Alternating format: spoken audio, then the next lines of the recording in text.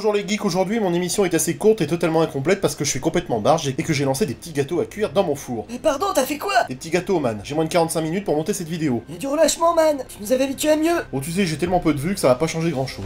J'en profite pour remercier les derniers visiteurs de ma chaîne et en particulier les plus fidèles. Et tu crois que c'est comme ça que tu vas avoir plus de monde? Je tiens à préciser que cette émission s'adresse plutôt aux geeks de ma génération puisque je vais vous parler de la revue Titan. Titan? Oui, Titan. Les lecteurs assidus de Strange considèrent souvent le magazine Titan comme son petit frère. Oui et non en réalité. T'en fais quoi?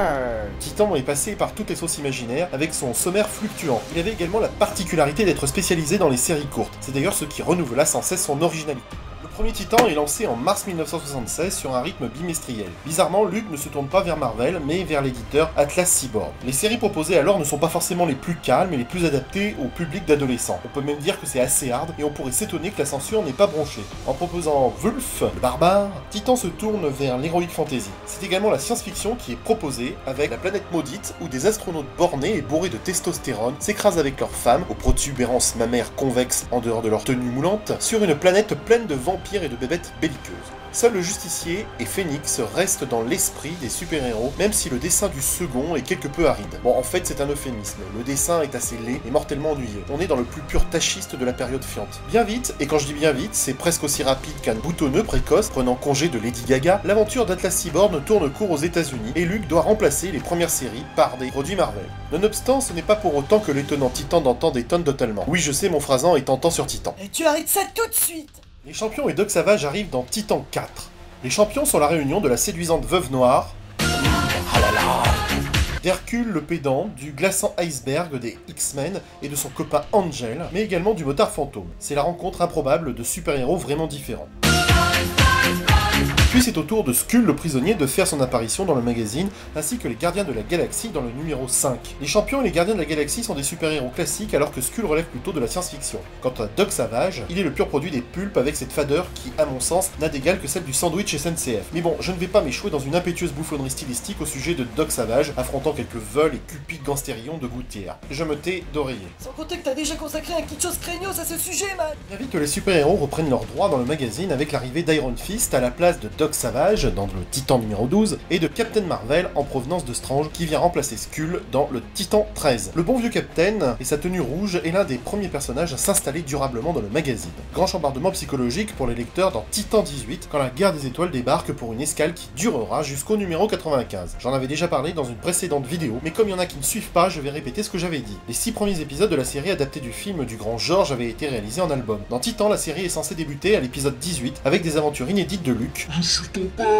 et de la belle Leia avec ses macarons capillaires, de Han Solo, qui n'est pas un chinois, hein. Bah oui, le follower inculte doit aller chercher dans un dico pour savoir ce que sont les Han, et de Chewbacca, rebaptisé Chic Tabac pour coller au mieux à la version française du film. On y voit aussi Lando Calrissian, plus vivant en dessin que ce pauvre Billy Dee Williams, toujours à la recherche de renommée à l'époque. Pour ceux qui ne voient pas de quoi je parle, cherchez donc des infos sur la supposée malédiction de Lando Calrissian. Bref, les épisodes diffusés dans Titan sont intéressants, même s'ils sont quelquefois contradictoires avec les films. Pendant ce temps-là, dans Titan 23, un autre groupe de super-héros fait son apparition, les Envahisseurs. Mais non, pas eux. Cette équipe menée par Captain America, Namor, la première torche humaine, Bucky et Toro font les guignols pendant la Seconde Guerre mondiale. Le concept est assez ridicule car s'il y avait eu des super-héros pendant cette tragédie, la guerre aurait été achevée plus tôt. Bref, la série ne plaît pas beaucoup et les lecteurs de Titan ne manquent pas de le rappeler avec véhémence dans le courrier du Titan. Dans Titan 32, c'est la première apparition en France de Machine Man, le robot humain qui a la capacité de l'inspecteur Gadget, mais au moins rigolo. Puis dans Titan 35, c'est Micros, série française quand même, et Dazzler qui prennent la place. Je ne voudrais aucunement paraître vulgaire, mais la chanteuse de disco, au visage figé de la fille éclatée, dont la romance à la con tapait franchement sur le système, avait de quoi agacer. Les lecteurs s'en plaignirent également dans le courrier. Elle et sa mièvrerie, que dis-je, sa niaiserie sirupeuse, resteront pourtant présentes assez longtemps dans le magazine, jusqu'au 85. Ouh là là. Pour Micros, c'est différent. Micros, Krabi et Satarella avaient su gagner le cœur des lecteurs dans le magazine Mustang, et ce n'est pas la fin de ce dernier qui allait mettre un coup d'arrêt à leur aventure. Machine Man se fait virer dans le Titan 59 et se fait remplacer par les nouveaux mutants. Ce sont les cadets des X-Men, et j'avoue que je ne vais rien dire sur eux, puisque cette série m'a convaincu d'abandonner petit à petit la lecture de Titan. Le public, sauf moi, va globalement aimer la série. Et c'est bien connu, t'as toujours eu des goûts de chiottes.